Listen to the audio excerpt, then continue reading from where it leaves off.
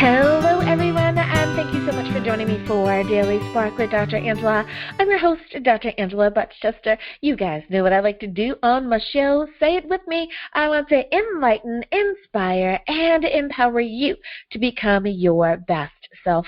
Now, Scripture reminds us that the tongue is a small thing that makes grand speeches, but a tiny spark can set a great forest on fire. And today we want to get you fired up about my guest. I will be speaking with author Chika Echebiri, and we are talking about her book, The Family of Blackbirds and Other Stories. So go on, get your coffee, get your tea, get comfy, get cozy, because we are about to get started. Hello, Chika. Thank you so much for joining me here on Daily Spark with Dr. Angela. Yeah, thank you, Dr. Angela, for having me on your show. Absolutely, absolutely. Now, as is tradition here on the show, we always give our authors an opportunity to introduce themselves to perhaps those few folks out there that are unfamiliar with you or your work. So my first question to you is, can you tell us a little bit about yourself? What makes you you? All right, Dr. Angela. I'm an author, I'm a mother, and I love to write.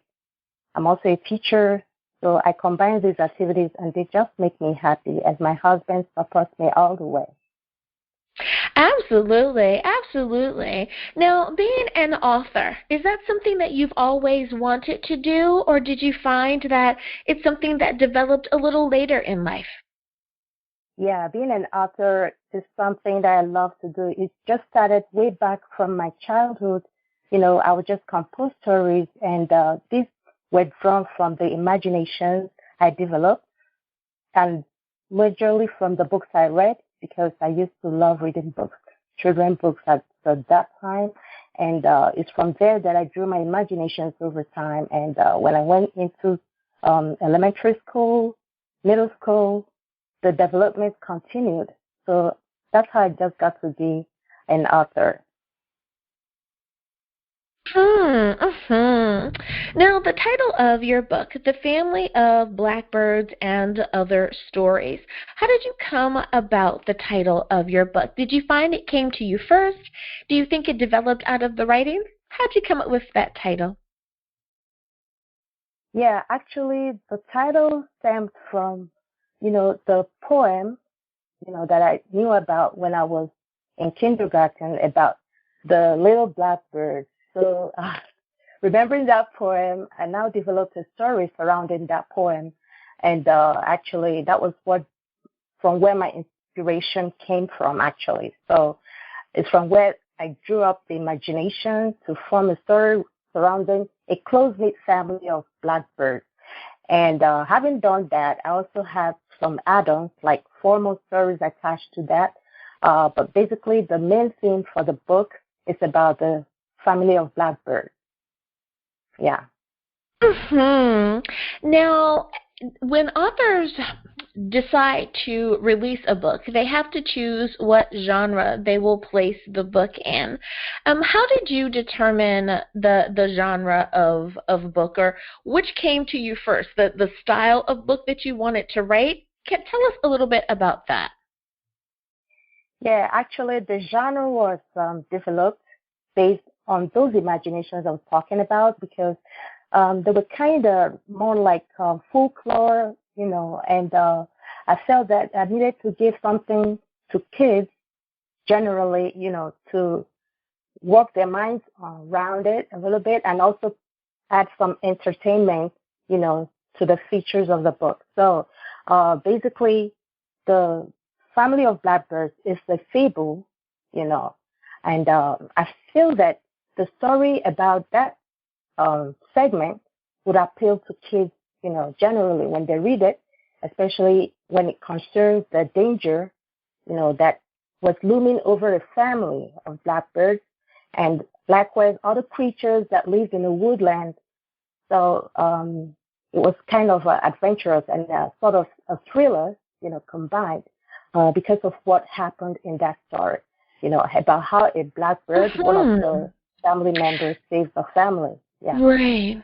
Now, when it comes to the age group, what is the best age group? Is this appropriate for like our little children, perhaps in elementary school, or is it a little for a child that's a little bit older, perhaps like in middle school? When you say a kid's book. Yeah, actually, the target group or the target audience is basically for students in elementary school, that's pupils, and those in middle school. They'll also find the book and the stories therein appealing to them. Yeah, because of the adventures involved um, and the thrill, that some kids or most kids get from animal stories. The adventures basically that are involved in Mm-hmm. that story. Hmm. Now, for many of the authors that I have the pleasure of speaking with, they're when they talk about the driving force behind their why of getting the book out, it could be that their children, their loved ones, a friend, someone said, you should write a book, or something has happened to them and it's been a life-changing event, and it's time to share with the world. Did you have a particular nudge or prompting? What inspired you to decide that it was time to write this book? Yeah, actually, the way you put the question is not like this is my first book, actually, The Family of Blackbirds and Other Stories. There have been some books I've written, but maybe not published. And so the inspiration has been there for a while, and like I told you, they were based on the books I read while I was growing up. And I felt that, taking, giving back, to the community, to the society, what I drew from them, yeah, from the authors that wrote the books I read while I was a kid, I felt it was time to give back to children what I also received when I was their age. So it was like a way of giving back. So there were other books I wrote before this particular book. And yeah, when it came to, drafting this book, The Family of Blackbirds and Other Stories, I felt like, yes, this is the book I got to publish and, send out there. So my motive of doing that is just to get the kids, exposed to something a little bit different, something that they can draw their inspiration from and also, learn something from it in terms of dedication to family and so on. As a little girl, I remember my parents reading Aesop's fables to me, and like you said, that folklore, the fable genre, it's really important, I think, to share some of those traditional stories because they do not only cause your imagination to soar as you listen to the stories or read the stories, but there are so many lessons that are presented in those stories in the way of a character of an animal, and I find that in so much of our literature nowadays that animals are a great way of introducing a sense of morality or values, especially to little children because they're animals, and it's like all little kids love animals. So I like that you have done that as well. Now, speaking of that connection that we're able to make as little ones with the animals that are around us, do you think that in any way you were able to draw on the connections that you made as a child with the animals that were around you, and you were able to share in this story? Tell us a little bit more about that. Yeah, Dr. Angela. Yeah, like I told you earlier, my inspiration, from writing that book, creating that story about the family of blackbirds came from the poem about the blackbird, And I feel that relating this story, the way it appeared in that book, to children, like I said, they would draw inspiration from that, and children basically they love animals. And I chose birds, in this instance, because of, the scenery or the background of the story was a woodland. And basically what came to my mind when I was thinking about woodland was birds. Basically that was what came to my mind. I didn't think about the other animals like bears and all that, because the theme of the story I felt was more akin to, to birds, like a bird family, because I feel that's what would project what I needed to project at that point in time, which is family commitment, among the family of birds, in this case, blackbirds, So that was where I drew my inspiration from. That what I needed the students, or I needed children generally, to focus their mind on when they're reading the story, creating that imagination of the woodland where you have birds and maybe other animals, but I didn't bring in those animals in the story. What the story was all about was about a family of blackbirds and then other birds as well, because an owl was also mentioned there, an owl, and also a predator that was, terrorizing the woodland, and this predator was also a bird. So the story was all about birds, Yeah, that was my focus on the story, because I felt at that point in time I needed any reader, any young reader, to really draw that imagination about what happens in a bird community. I love to observe nature in general. You are so right. When we step away sometimes and just watch nature do what they are instinctively supposed to do, we see this beautiful display of their own version of friendship and love and organization and family and all of that, and how animals will protect their little ones from the others that are there that they may not be aware of. When you talk about having the predator birds and all of that, I love that you were very mindful of giving the little one who would either read or listen to the story a very well-rounded sense of story and help them understand their place in community as well. I love it. I love it. Chika, it is time for us to go to break, but before we do, can you remind everyone, please, what is the title of your book? Where can we get a copy? And of course, how do we stay in contact with you? Thank you for that question, Dr. Angela. The title of my book is The Family of Blackbirds and Other Stories, and the book is available on Amazon and other places where books are sold. And you can find me on Facebook at Chika Echebiri, and I'm also available on Twitter. Alrighty, everyone, now you know where you can get a copy of the book. We'll be back right after that.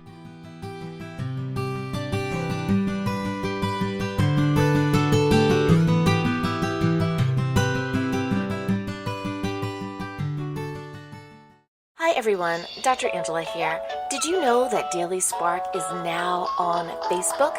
That's right, you can visit with me at facebook.com/Daily Spark with Dr. Angela. I want to know more about what you're thinking. I'd love to know which interview did you find the most entertaining or the most informative. I want to talk to you, and I want you to be able to talk to me. Simply visit facebook.com/Daily Spark with Dr. Angela.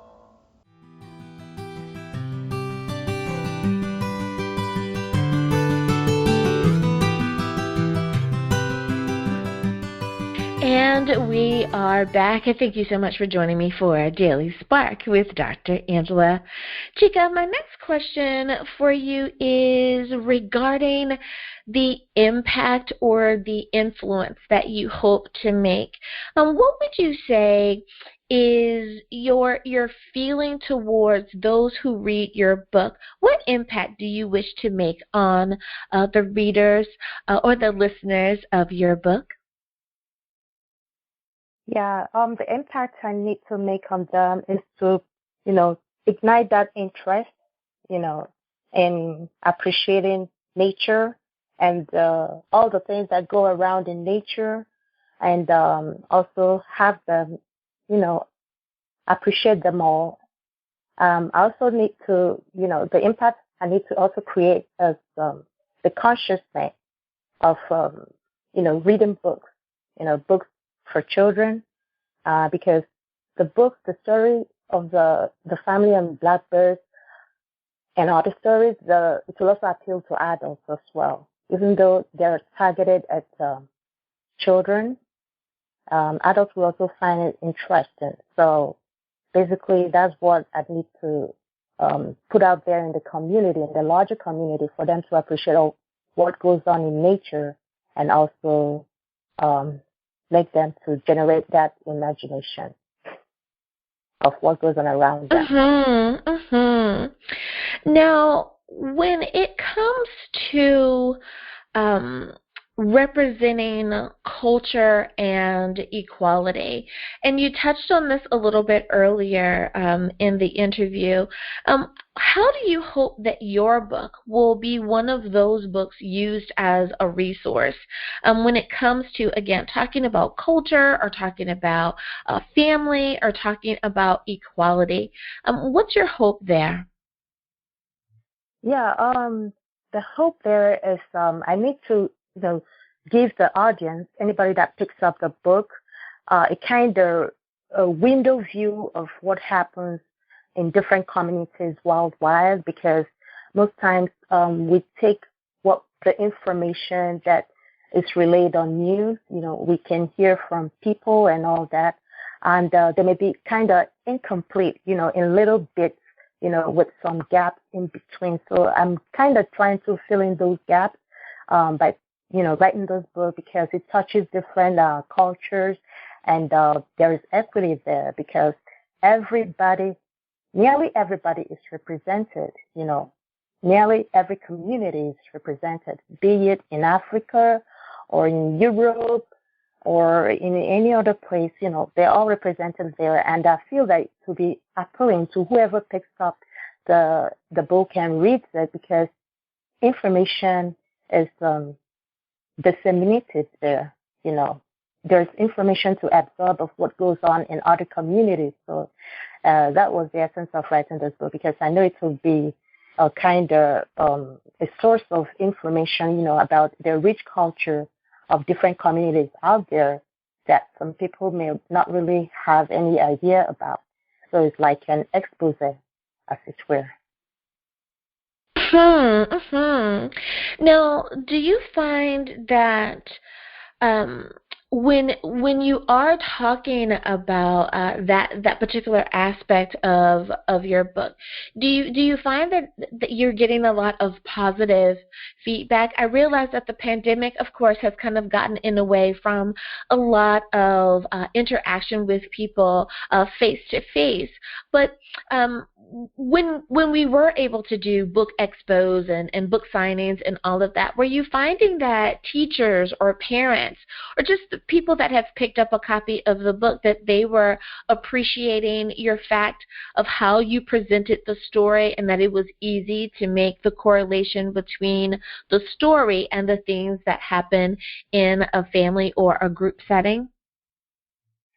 Yeah, based on the book reviews, yeah, because I got a couple of book reviews where some teachers and other educators, they had the opportunity of reading some of the excerpts of the stories to the students, and in the review, they indicated their interest and the way the students or the pupils were receptive of the stories inside, especially the ones that have to do with moral lessons that are to be learned, in the stories. So the reviewers were really appreciative, of the stories therein, because of the impact it made to the target audience, that is their students, the children that were under their care. So they put that in the review as well. So that kind of made me, feel that at least I've created some positive impact on the target audience the book was meant for. And, I tell people all the time, and I mention it on my podcast, that, we need to, when we enjoy a book, leave a review for that author so that they know, hey, I really enjoyed this section on, or when you talked about this, or like the teachers, how you mentioned that the teachers are saying that the kids really enjoyed this story, or this was their favorite character, because that helps you as a writer know that, like you said, wow, I am making that positive impact that I was hoping I was going to make. And it encourages you to write more, to share more, and to keep operating in this particular purpose that you have been called to do. So I love it. I love it. I'm so glad that they were able to share with you. That is so important. So important. Now, Yeah. when it comes to any of your future writings, we're so excited to know that prayerfully the world will be coming out of this pandemic, and we will be able to get back to more of those meet and greet type of opportunities for our authors. Do you have any hopes of attending like the book expos and doing the book signings? Flip side of the coin, do you also hope to continue to write more books? Yeah, actually, I have some books that are yet to be published, so it's an ongoing process, it's an ongoing exercise. So at no point, have I just, backed up a little bit and, paused on my writing. Okay, so yeah, I'll continue to publish more books. So actually, I've got two going on right now, even though I've not completed them yet. Yeah, and as for the book signings, yeah, that's also something to consider in the nearest future. As soon as I have time, as soon as I got available, opportunity to fix that up, I think that would be a real possibility, to do the book signing. Yeah. Absolutely, absolutely. And I love the fact that the majority of authors that I talk to, there's that hope and optimism there, where we understand why we weren't able to get out and about, but boy, when we're able to, we can't wait to get out there and and meet with the people again. And that is such a positive and uplifting response, and I love that everyone is saying so positive about that. Eventually we will be able to get out there and it'll be safe again. So thanks for sharing that positive answer as well. Now, for so many of the authors that I speak with, Chika, and you perhaps are one of them as well. When you're writing the story, you have to make a decision of what to include or what to exclude. Do I go in this direction or do I go in that direction? How did you make the determination of what bits and pieces to include and what bits and pieces that you would exclude? Yeah, actually, when somebody's writing something, okay, speaking for myself, um, at times it's good to, back up a little bit, relax. And that's when some new ideas can come to you, that inspirational idea, that's part of the moment imagination that could just trickle in, and you put that down and then remove what you've written there before. So I would advise any author, based on my own experience, while you're writing, you don't really have to go at it, nonstop, and then you just conclude with everything and you just let it out there. No, you gotta, pause for a little while, allow your mind, to kind of build up more imaginations, and you have a rethink, and you keep thinking, but not really thinking so hard. You just relax, and of course, the ideas and more imaginations will come to you, because this has worked for me severally. When I'm writing a book, I don't just go at it, continuously. I just want to write out this number of pages in a day and all that. There's no pressure. I don't put myself under that kind of pressure. So the way I develop my ideas and the imaginations, they come from when I'm kind of relaxed, because I need to edit and re-edit and remove some details, and add in some new details that would make sense and that would kind of, kindle the imagination of everybody reading the book, because that's what I'm all out for, because, the kids or the students, when they read this book, of course, their own imaginations are also fired, and by that way they are entertained. Yeah. I like that answer. Thank you. Thank you so much for that.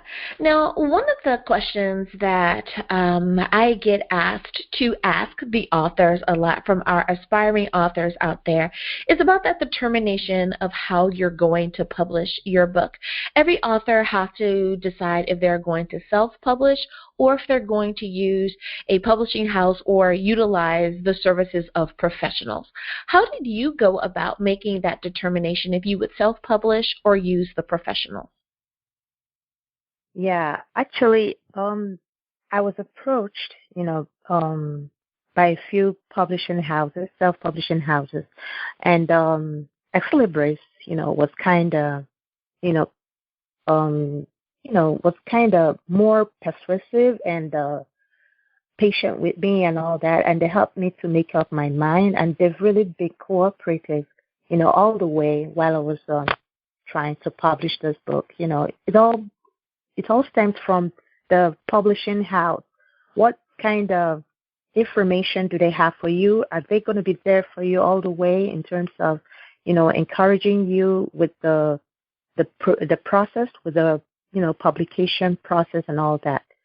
So based on the self-publishing angle, I went on with Echebiri because they were kind of more open, and my contact with them was free, and there was no hitch, there was no hitch while I was doing the, communicating with them while the book publishing process was going on. So everything went kind of smoothly. Yeah. So I would also like to use them again. Like I used them for my second book too. And they've really been helpful. Yeah. They've really been helpful. I love it. I love it. Well, Chika, we are out of time, but I want to say thank you so much for visiting with me here on Daily Spark with Dr. Angela. But before I let you go, can you remind everyone one last time, what is the title of your book? Where can we get a copy? And, of course, how do we stay in contact with you? Yeah, like I said before, the title of my book is The Family of Blackbirds and Other Stories, and it's available on Amazon and where books are sold. And you can contact me on Facebook and Instagram and also on Twitter. So I'm available on those handles. All righty. Thank you again for being a guest on the show. And listeners, thank you for spending time with us here as well. As always, may the Lord continue to shine his face upon you. May you receive his grace and his mercy in all that you do. Until next time, everyone, remember that you are blessed in the Lord. Have a great day, everyone. Bye-bye.